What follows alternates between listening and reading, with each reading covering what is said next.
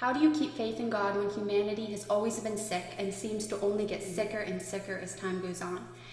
So to say that humanity has been at its sickest point right now is actually untrue. Humanity has gone through so many horrible periods in history. And I think now, like, of course, there are so many horrible things going on, but it's nothing new.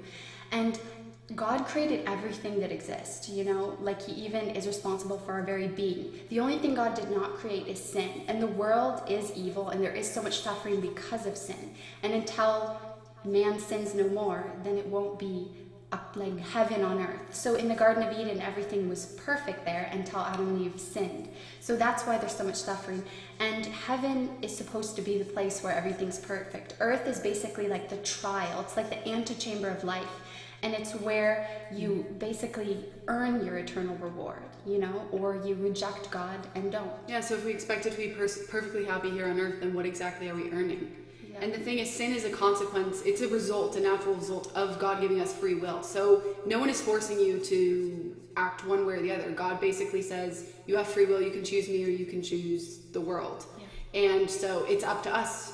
And the thing is, there's so many sufferings because our human nature is prone more towards doing wrong. It's more difficult to do the right thing.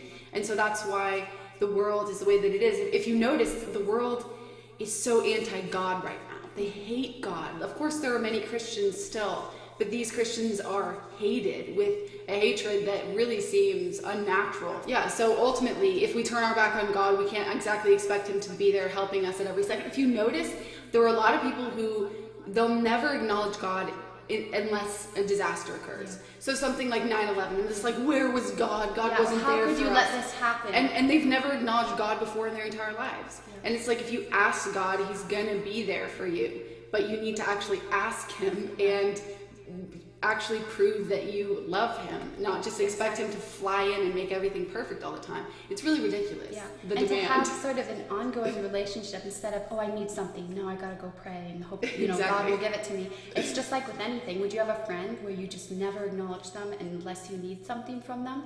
It's sort of the same thing. Sometimes just praying because you love God. Mm-hmm.